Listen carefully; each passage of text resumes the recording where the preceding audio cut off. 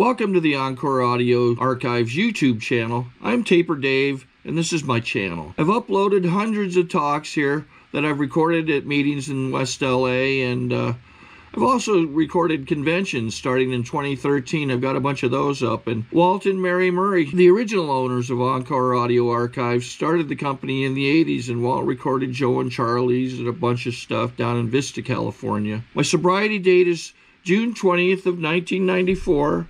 I hope you find something you like, so please like and subscribe to my channel and comment down below. If you want to hear something that I don't have or that you don't see, I'll see that I get it.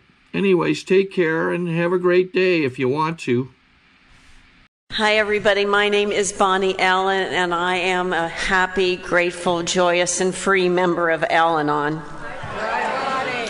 And really honored to be here, to be asked back, okay? And the other thing is, Larcene gave me a program from the very first Roundup here 30 years ago, of which I was the opening speaker. Oh my God. And it's like, so Larcene said, okay, you got third time to get it right now. 30 years ago. Oh my God. And here I am again, and you've invited me, and it's really an honor. And always wonderful to come back to my roots. This is where I got the program. Thank you to the committee for inviting me. Everybody's been wonderful and gracious, and, you know, I mean, the goodies, and just good old Southern California program is unbelievable. We're very lucky to have this, and I feel lucky that I got to experience it. You know, I moved to Canada 26 years ago. Oh my God. And I remember Bob Elb, I'm sure you know Bob, and he gave me great advice when I was moving to Canada, to Vancouver. He said, just remember that there's a meeting in Chicago called "We Don't Care How You Do It in Southern California." And let me tell you, in Vancouver, they don't care how you do it here. It's different, but it works. And I am just so grateful that I had 14 years of getting my roots and my grounding here. We are so lucky to have the program we have here. And looking back at this program, I saw my heroes were some of the speakers. Elsa Chamberlain. Oh my God. When I was new, it was like, oh, I just want to grow up and be like Elsa. To me, she was the epitome of what an Al-Anon should be. She had grace, compassion, a sense of humor, a humility about her.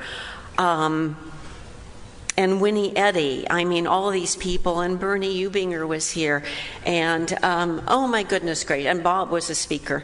And anyway, those are my roots. And I remember we'd go to a meeting and we'd say, oh, Elsa's speaking again, oh my goodness, and how privileged am I to have heard all those people, and those were my beginnings that have stood me well. So I am...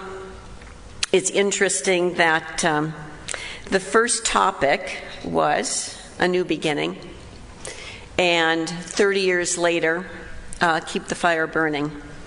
And I feel blessed that I still have the fire burning, and I'm so grateful for this program. I really am. So 40 years later, I just celebrated 40 years last month in Al-Anon. I know. I was 5 when I came here. I was 5 years old. And if you don't recognize, maybe you recognize me now. Yeah. But I ran into somebody who said, you haven't changed a bit. And I said, you know, there are 3 stages of life: youth, middle age, and you haven't changed a bit. And I'm at the you haven't changed a bit life. But you know, it got me thinking of, oh my God, how I have changed. how I have changed from the person who walked into the doors of Al-Anon. We should have before and after photos. We really should. We really should. Not only the alcoholic, he's sort of, I always dressed him and he looked great, right?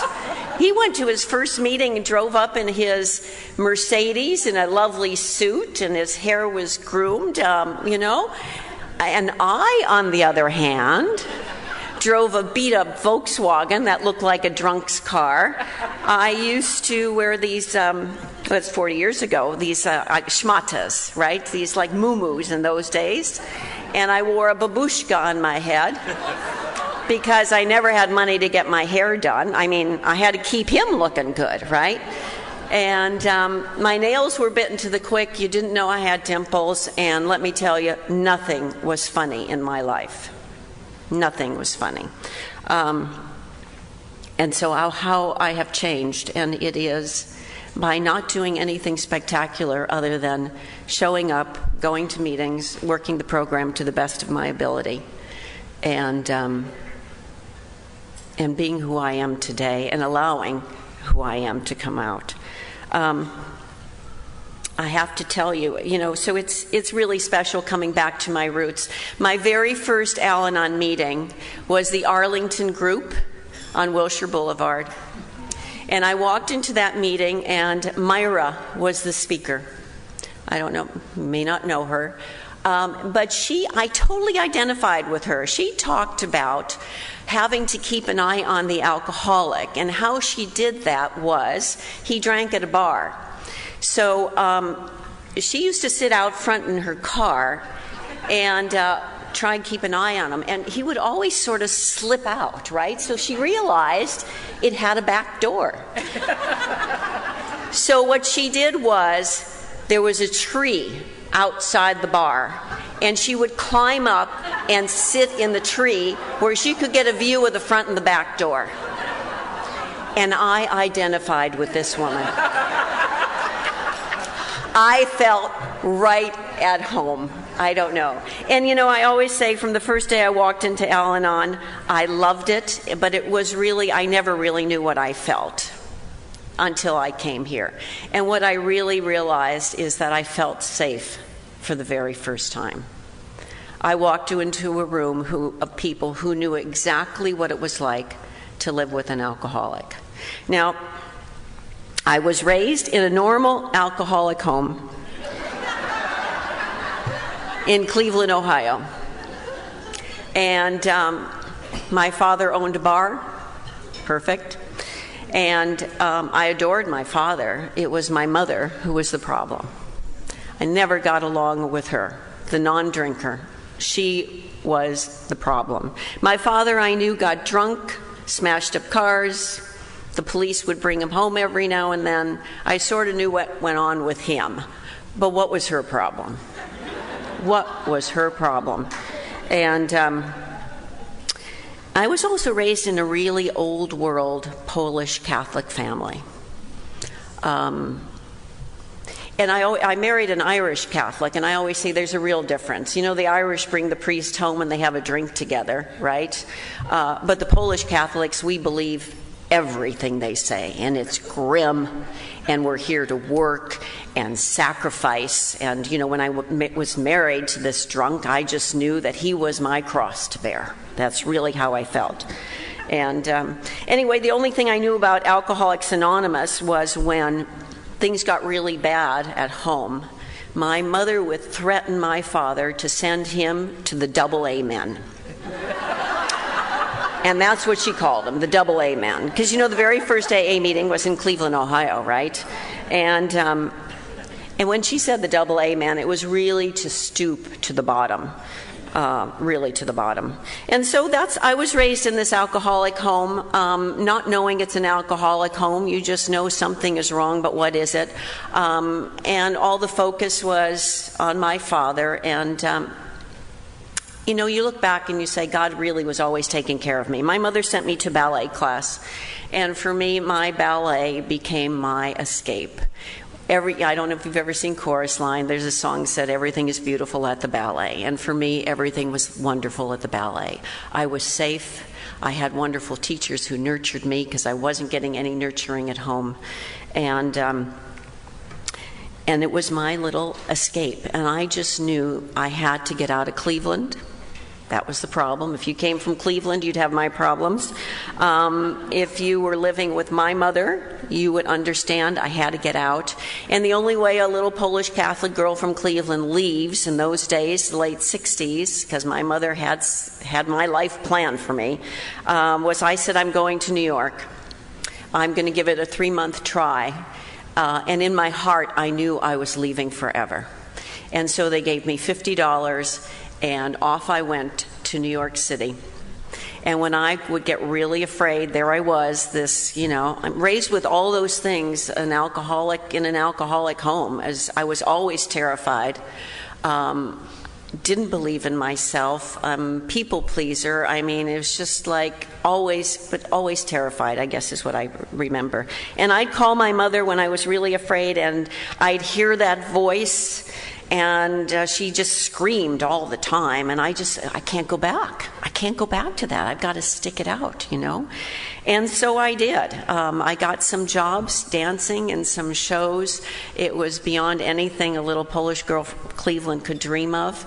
And during one of those shows, the first day of rehearsal, in walked this tall, charming Irishman. And I have to say, right before I left Cleveland, my parents had a particularly vicious fight. My dad came home really drunk, and he was getting physically violent with my mother. And I remember I got between the two of them, and I picked my father up and threw him against the wall. And he fell down, and so drunk he could not get up. And this is not how a Polish Catholic girl is raised to treat her parents. And I made a vow to myself that night that I was never going to go out with or marry anybody who drank. I remember what I was wearing. I remember everything about that moment of where I was standing in my mother's dining room, right? So I meet this tall, charming Irishman who drank a little. But it's that moment when we recognize potential, right? I just knew with a little work he would be okay. He just really needed somebody to love him, to take care of him, right? And it's that, I look back at the people I dated, and it's always, I thought I was just attracted to charm, but I was just really attracted to neuroses, really. And so we got together. And that vow that I made to myself about not going out with anybody who drank, I don't know where it went, but I drank. Sean used to be my 10 martini what the hell girl. We were in New York, we were in the theater, that's what we did, it was wonderful. And then we got a show. Well, I got a job. So this is what's interesting. And this is I had so many red flags. I thought it was a parade. And I didn't listen to them. So this is an interest, and I just realized this red flag not too long ago. I auditioned for this show, Coco, with Katharine Hepburn, and I got the job. And my fiancé, Sean, auditioned for the show and did not get the job. So I told them that I would not do the show unless they hired him. And they did. And oh my God, that is a pattern that went on for 34 years. Unbelievable. Anyway, so we got this show. I got him the job.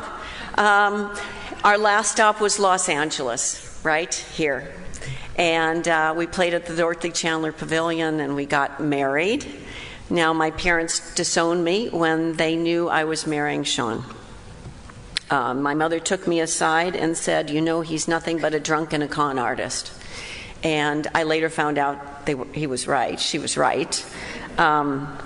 So they disowned me. And when I arrived in Los Angeles, my mother had written this letter. You know, and there's nothing like a crazy Al-Anon untreated. Now, my mother found out, number one, that we were living together, which you don't do in the late 60s. Polish girl. So we had played Cleveland, and then the next stop was Chicago. My mother called every hotel in Chicago to find out where we were staying. They got on the phone and threatened to shoot, come and kill Sean. And then my mother, this is unbelievable, she found out who the producer of the show was, which was Rosalind Russell's husband, right? Yeah, Freddie Brisson. You think about this. And got in touch with him. We're so, when we've got a mission, wow, watch out. And she demanded that he fire me. Do you love it? Anyway, of course, that did not happen. But, so that's how we started our marriage, huh? Is that crazy? So we got married. And, but I thought, well, once we got married, you know, the drinking, we would settle down. And what happened is I settled down, but he didn't. And then I noticed his drinking. And it was just the insanity. As I said, he was not a drunk that got arrested or went to jail or anything like that. It was just the day-to-day insanity of living with an alcoholic. Again, it never occurred to me that he should work. When I walked into Al-Anon, I had 3 jobs. And now I was not trained to do anything. I was a dancer. And the other thing I have to say is, when I came here in Los Angeles, there was no work in those days. Everything was still done out of New York. I never danced again. I gave up my career in the New York Minute, not thinking, what would Bonnie want to do? What about my career? I had already gotten into heism. It's all about him. He wanted to stay here to try the film career, right? So I never danced again. I got jobs as secretaries, of which I was not trained to do, and I would get fired a lot. And I would come back from being fired, and Sean would pull out the LA Times want ads and look for other jobs for me to go on. And that's what my life was like.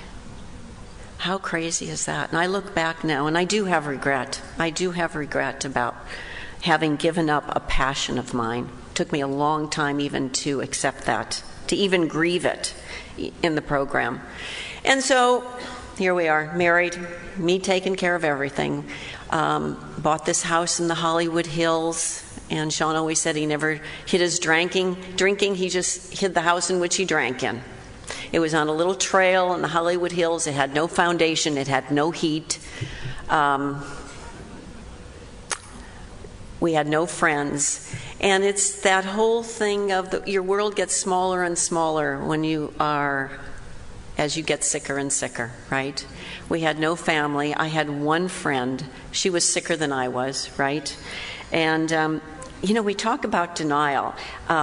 I look back now, and right before I got to the program, I went with this one friend I had. We went to a tarot card reader, and they read my cards, right? And she looked at me very seriously and said, Bonnie, someone very close to you has a severe drinking problem. And I thought, who are they like these tarot card readers? Like, nobody in my life has a severe problem. And I'm living with someone who's just like drinking a gallon a night, And also, I always say my perception has been severely affected by the disease of alcoholism. Sean and I would be sitting in this house in the Hollywood Hills, and he would drink the whole bottle of wine. And I would say, Sean, you drank that whole bottle of wine. And he would say, I didn't drink it all. And I would think, well, I wonder who did drink it. I know I didn't drink it. I believed everything he told me, And that's what our life was like. The insanity. I had lots of jobs, and every time I lost one of those jobs, I humiliated myself a little more, lost a little more of my self-respect and my self-worth, and always trying to keep everything together. Keep it together, pay the bills. And I was down taking care of somebody who didn't need my help. I was always taking care of everybody. I was down in Newport Beach, and Sean called and said he joined AA. And I'll tell you, I was not impressed, because of course what I knew about AA was what my mother said, right? And so I thought, well, have we stooped so low, you know? And I came back a week later, and so he had a week of sobriety. And so he was telling me about these people in AA, and they had this look about them, and there's this God thing. And I thought, oh my God, you know, now he's gotten me into a cult. Right, I knew that's what it was. Because I don't know about you, but whatever happened to him happened to me. I was so joined at the hip. If he was in a good mood, we were in a good mood. If he was in a bad mood, we were in a bad mood. So when he joined AA, I thought, we joined AA, right? But then he told me that there was a place for me called Al-Anon. And so I went to my very first meeting, and Myra was speaking, and I felt at home. I felt at home. And I was told to give it a try. I didn't know if I wanted to stay married or get divorced. They told me not to make any emotional decisions in the first 6 months. Just give Al-Anon a try. And they also told me they made no promises about my marriage. They made no promises that my husband would stay sober, but they did make a promise that I could turn my life around. And I hated who I had become. And I didn't even know who I was. See, I have to tell you again, this mother that I hated, when I walked into the doors of Al-Anon, I was a carbon copy of her. I did everything I could not to be like her, and I was a carbon copy of her. And so I started working this program, and started taking the suggestions, and started being, you know, the cookie lady and all of those little jobs. Then I started getting self-worth and pats on the back and finding out who I was. Who is Bonnie? You know, it was really easy to blame the alcoholic for everything. I blamed him for that house in the Hollywood Hills, and I remember my sponsor said to me, "Didn't you have to sign your name on that?" I thought, I forgot all about that. My participation in it. I had to look at my part in it. And I was also told not to have any expectations in that first year of sobriety, that I was supposed to just let him get sober, and after a year, we'll see if something would change. And so when he had a year of sobriety, my sponsor, my first sponsor who's sitting here at the table, Jean, had a great suggestion, and she said, "Bonnie, I want you to think of something you're willing to turn over to Sean." Now, Jean was a very busy lady in those days.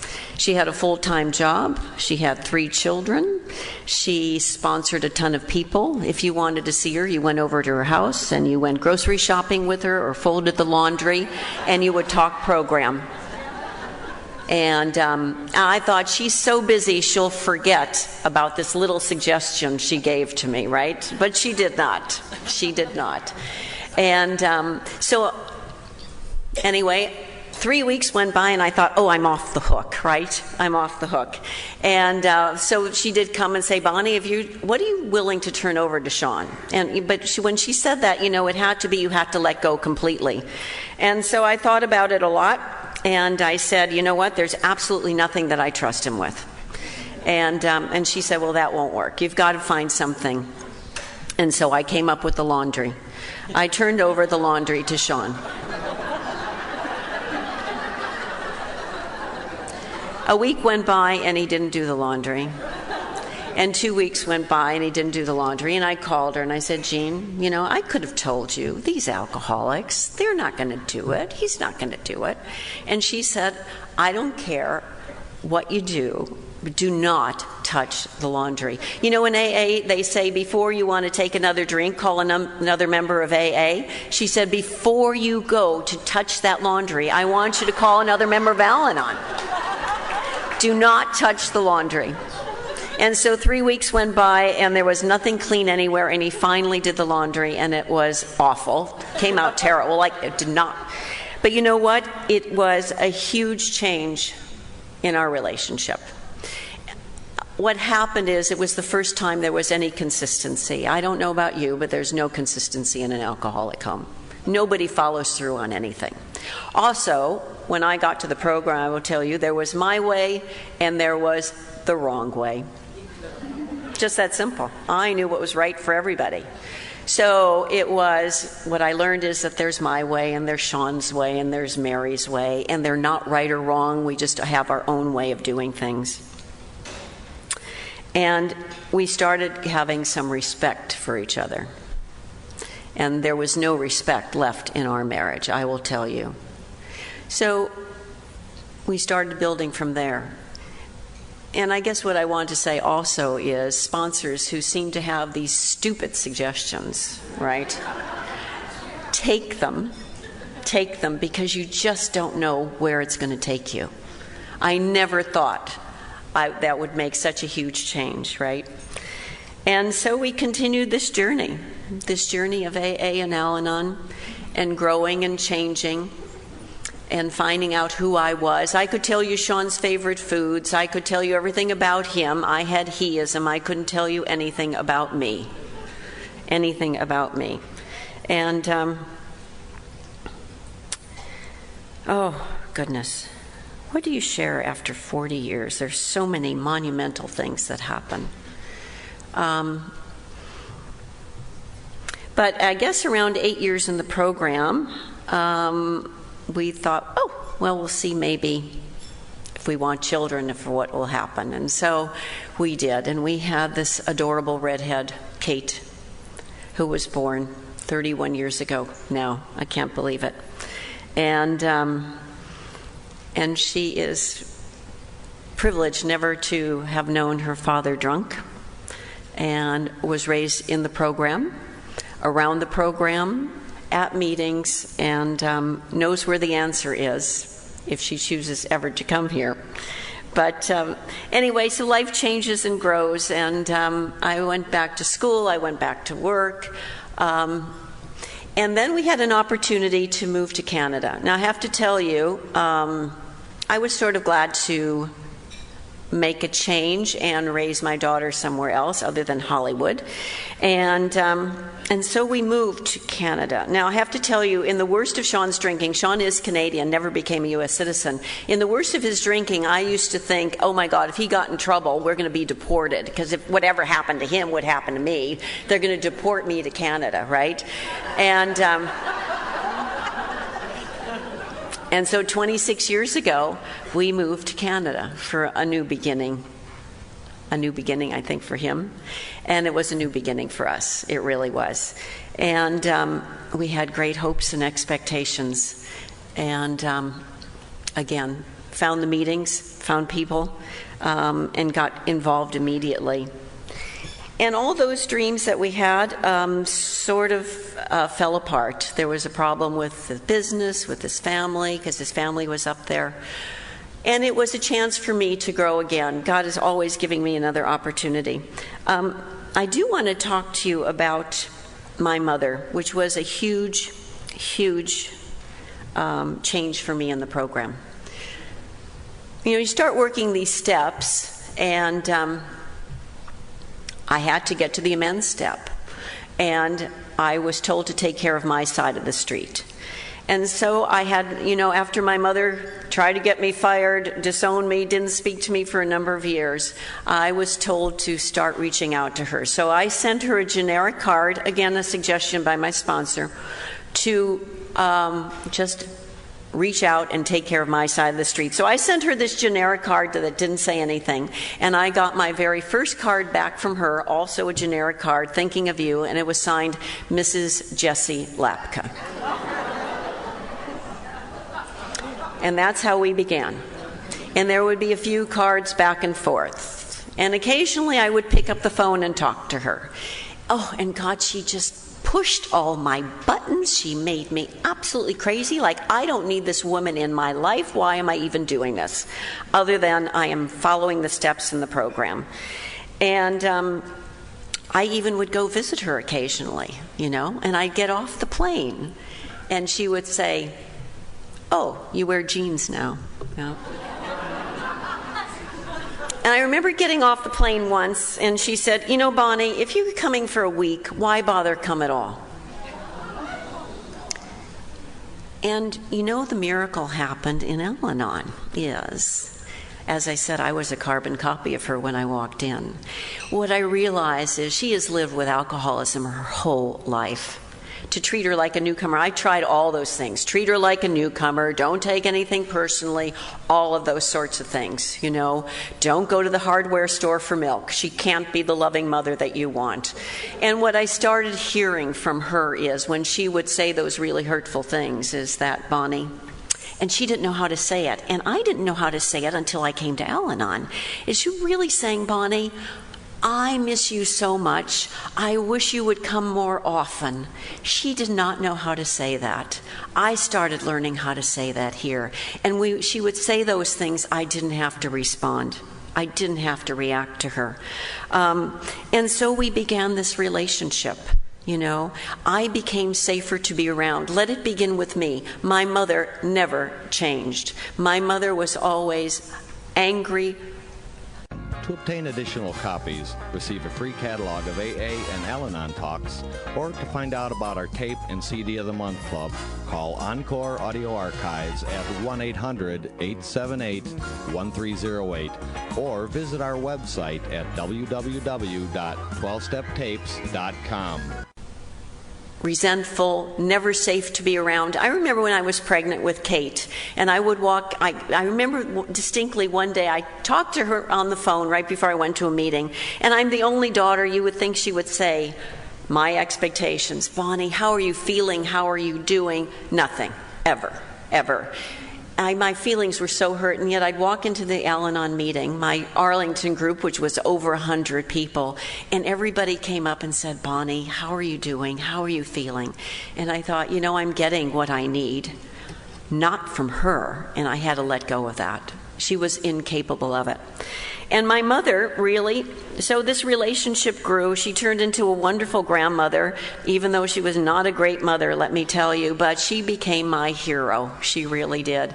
Because my mother got her first job at age 69, lied about her age. She said, all I know how to do is cook, so she worked in the kitchen. She started making salads. She was there until she was 91 years of age. She worked. She was self-supporting through her own contributions. She shoveled the snow in Cleveland at 4 in the morning before she went to work.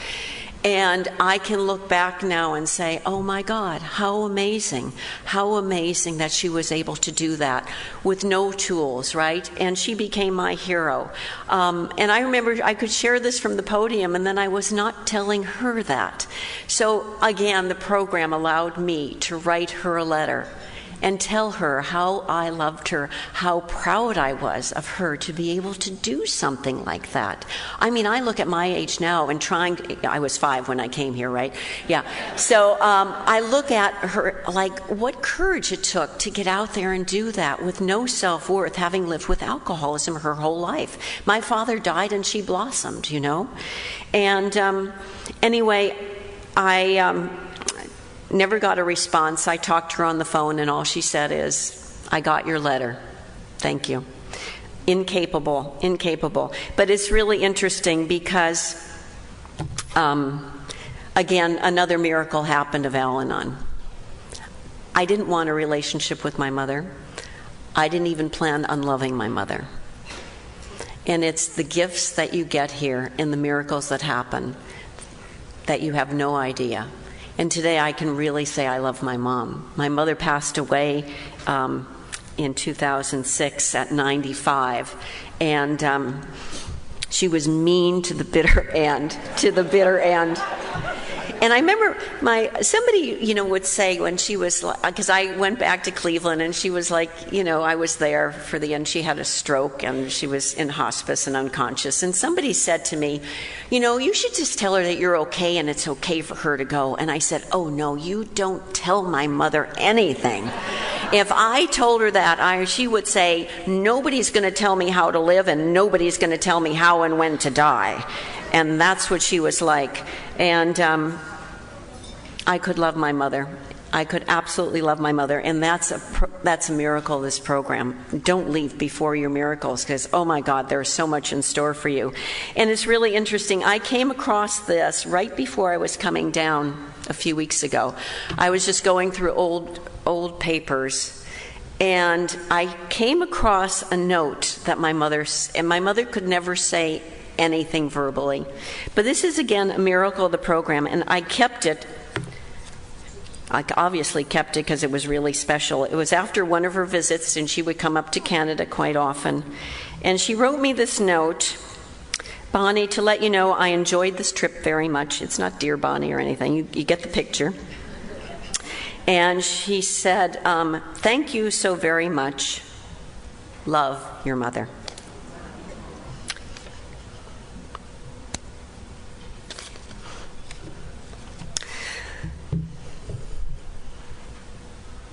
So don't leave before your miracles, right? Yeah.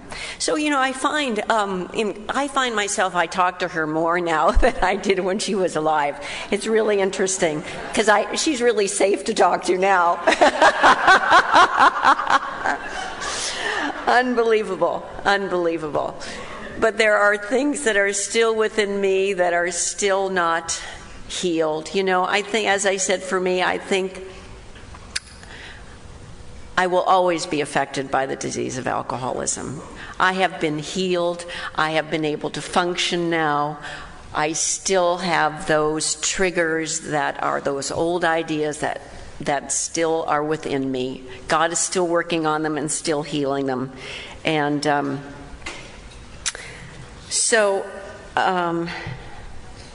have to say, 2005 was an interesting year.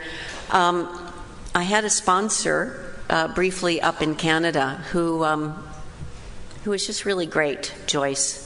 And we developed a neat relationship there. Very short time, but she was just coming home from an Al-Anon get-together and was hit and killed instantly by a drunk driver. I think, oh, what's that all about? It was also the year my mother died, and it was also the year I ended my marriage after 34 years. And again, the program doesn't promise you that your marriage is going to survive, right? And it's really interesting. You look back now, and I always say I stay too long at the fair, but we're all where we are for as long as we need to be there, for sure. And I was really still an enabler. I was the financial enabler. And I continued that long into the program. And you have all sorts of reasons, and I can look back and have regrets, but it is what it is. And so we were in Canada how many years then? Over almost, 18 years at that point. 19 years, and in 19 years, my husband had 18 jobs. Yeah. The insanity. Alcoholism continued even though there was sobriety. And every time something happened, though, or whatever, destroys the trust, destroys everything. And I have to tell this story, and it's not to make fun of him, it's just to give you, and it's not making fun of him, it's really talking about what was like living with him. I had seen Sean not too long ago, about 6 months ago, and this is just an example of what I lived with. So he drove a Mini. I know it's confidential here. He drove a Mini, and he said I was in the parking lot. And it was dark and rainy, as it often is in Vancouver, and he said I lightly tapped the lamppost with my car. Yeah. And so he said he took it in to get, fixed, and they said, the car is totaled.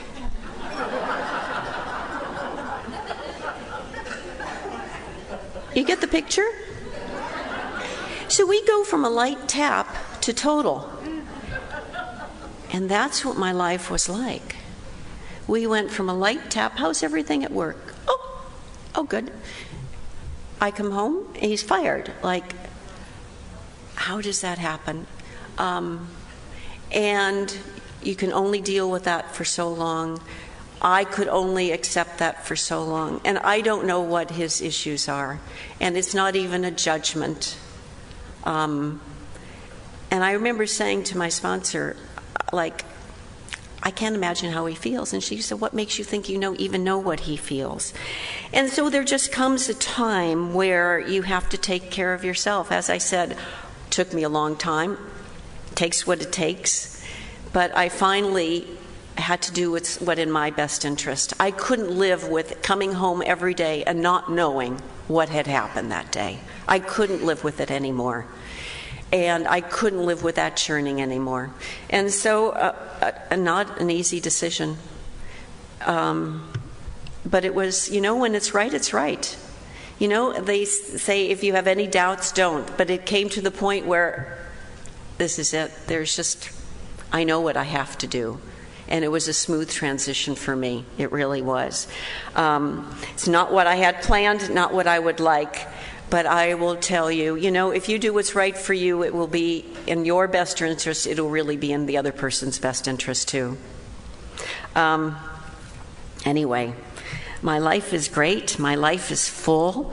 I have a life, and how I feel is beyond any of my expectations. It is having a higher power that I know has been with me on this journey. It is a spiritual journey. I can't do any of this by myself or without all of you, and I still keep going to meetings. 40 years later, I do have a fire. I go to meetings. Many a year, life is really great, and I can be of service, and I'm always of service.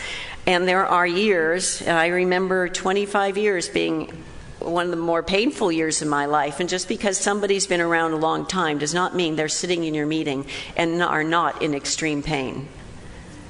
Recovery does not mean the absence of problems. If you're in this program long enough, you're going to have money problems, health problems, kid problems. You are going to deal with life. And thank God we have the tools to deal with life, because I never knew how to do it. Some days I'm a stellar example of Al-Anon, and other days I can wake up and think, what program? What higher power? I don't know what happened here. And I will tell you, from someone who is terrified to speak, I didn't speak for the first 6 months at Al-Anon. I was terrified, and I remember the very first thing I ever said is, my name is Bonnie, and I'm too afraid to speak, to share, to being up here, to now in a business of public relations, where I deal with people that's another miracle, this program. Never saying no to an Al-Anon request. And I have to tell you that I'm still on my journey. I don't have it all together. I may look like I have it all together. I may look cute, but... So I've got to tell you, my business is in a partnership with this woman who is more educated, more degrees, more everything, and I can feel less than so quickly. Anyway, she was... going back east when her son was going to university, and the family was going back to help set him up. And she said, Bonnie, would you take care of my goldfish, Lucy and Ethel? Be glad to take care of. They had Lucy and Ethel a long time, right? Family friends, Lucy and Ethel, and I thought, no problem. So I brought Lucy and Ethel home and put them on my kitchen counter, and in 30 minutes they were floating. Oh yes, can you imagine? So in my keen Al-Anon thinking, I took a picture of each of them. I put them each in a jar, and I put them in the fridge. And because I thought, I'm going to replace them, right? So how difficult is it to replace goldfish, right? And I'll need to refer to them for sure. So I want on this hunt through every aquarium and fish store in Greater Vancouver area, and it's not easy to replace goldfish. I thought they all looked alike, right? They were big, round, they were old, So I thought, okay, so plan A, I can't just replace them and not say anything. which is what I really would have liked to have done. So, what's my other option? I guess tell the truth, hey? So I didn't say anything. I talked to her occasionally and give her an update on how the business is going. And so they were coming back in 2 days. And I'm sitting in the office, and I am now having a panic attack. A full-blown, and I've been known to have panic attacks because fear has still been my friend for many a year in Al-Anon. So now I am hyperventilating. And when I hyperventilate, I lose my feeling in my fingers and my feet. And my heart is pounding, right? And I can't breathe. So this is 36 years in Al-Anon. So I called my sponsor, and she said, okay, what I want you to do is put on some marching music.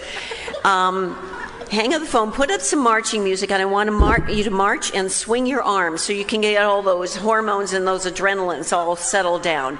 Okay, so there I am, 36 years in Al-Anon, and I've got music, and I'm marching in my office, all alone, yeah, just marching away here. And everything settled down. It did. Okay, the feeling came back, and I called her. And, of course, she's not going to tell me what to do, but she said, okay, what are you going to do now? I said, well, I guess I have to tell her the truth. And I'll have to tell you where it takes me back is all I need is the right set of circumstances for me to put me right back to where I used to be. Afraid, terrified, not good enough, not smart enough, ready to be thrown away. And what I would think is, what she's going to say, Bonnie, if you can't take care of 2 goldfish, how can I possibly trust you with our business and our clients? Like, you're out of here, right? That's where I went to. And so, okay, I had to take that risk. But that's where I can still, that scared little Polish girl from Cleveland is still there. Still not totally healed. I don't know if she ever will be, but I know what to do now, right? March. Anyway, so I called my partner and chatted about all sorts of things. How are you doing? How's the business? And so I said, I've got to tell you about Lucy and Ethel. And she said, they didn't make the trip, did they? She said, I knew they were old, and sometimes they just, and it's like it was over, and it was over. And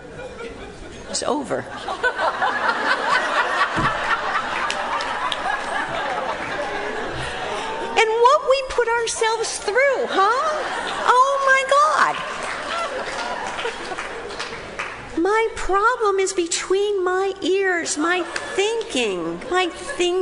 Oh my goodness gracious. And so the beat continues, and life continues, and life continues. I've got to tell you about my adorable daughter, who got married a year and a half ago, and I was able to meet my son-in-law. Happens to be in town, and I got to have dinner with him yesterday. They live in Chicago, so he's adorable guy, adorable. So. We had the shower in Vancouver. The wedding was in Vancouver, okay? And so we have the shower, the in-laws fly in, and we're at this lovely event, and mother-in-law gets drunk. Oh my God. Nothing wrong with, I drink wine now. She gets drunk. Oh my God. I was just like beside myself. Still drunk, I reacted drunk. And then I saw it. At the end of the shower, the guys came up, and there was my son-in-law to be, Michael. And he goes over to his mother. Again, I should have taken a picture. And he takes the glass of wine out of his mother's hand and hands her a bottle of water. And I thought, oh my God, there am I. And then the other thing is, my adorable Kate likes to party. Is he marrying his mother? I don't know. I came home from that and I thought, I don't want to go to this wedding. I don't want to be there. I don't want anything to do with this. All those feelings that I could get on the phone and I could just rant and get it out. And they said, well, you have a choice. You don't have to go to the wedding. But again, Al-Anon, I do have a choice. What am I going to do? My daughter was raised in this program. She knows where to go if she chooses to go. So what am I going to do? Love them. That's what the program has taught me, to love her. I don't have to get into an issue about her drinking. I don't have to get into anything with him. I wasn't going to do anything at the wedding. It was going to unfold, and who was going to get drunk was going to get drunk. And I could just be loving. And I was. And it was a wonderful time. And it was because of my changed attitude, because not the program. I would have gone in there. I would have created such chaos. I would have. And so the journey continues with them. I don't know. I'm glad they live in Chicago. I'm glad I don't have to see too much, and I can love from afar. And I had a lovely evening with my son-in-law last night, and the journey continues.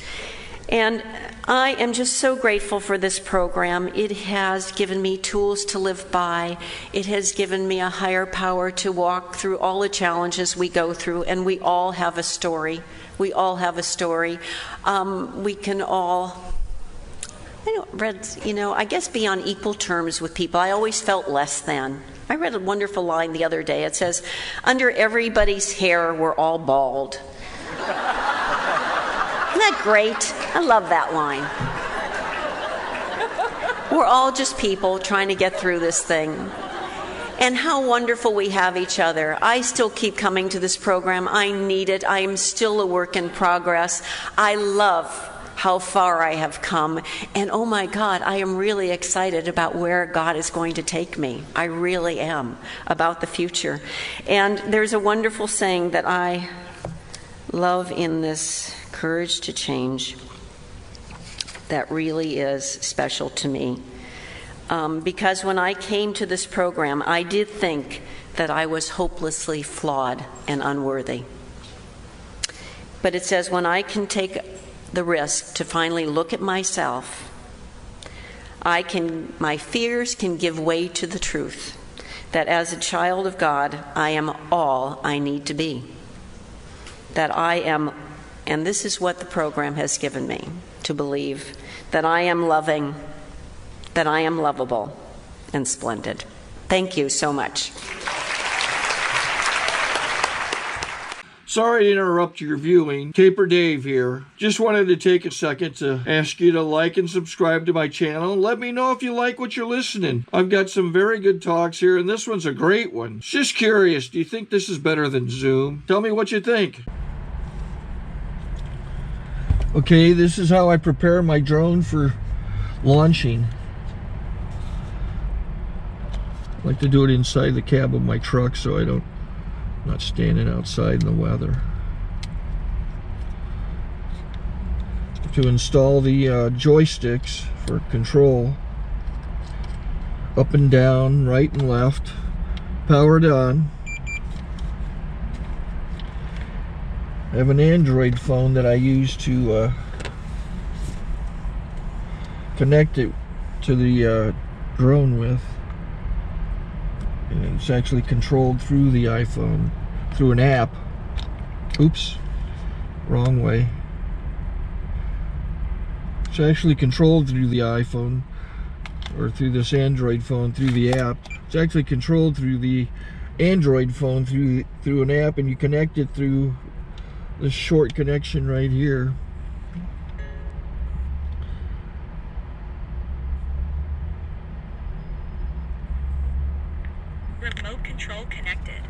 remote control is connected. So pull out the drone. I have to extend the legs.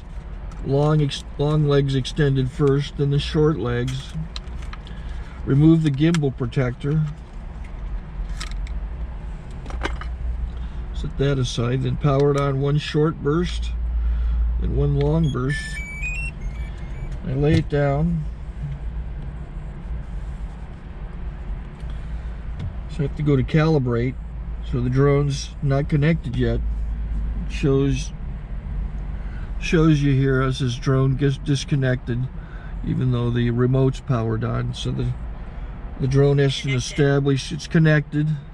So I go into the app to calibration mode. First I'll calibrate the remote controller. Start calibration.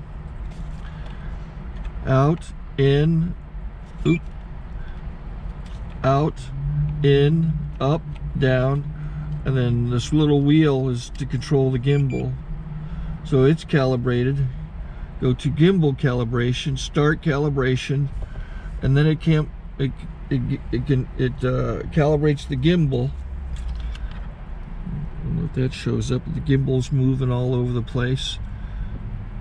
Changes, you can see it on the video. And I'm calibrated to take off. It's acquired 7 satellites at the moment. There are 26 satellites up in the sky, which it has to acquire before you can take off. So it's connected. It's got enough satellites. This is white.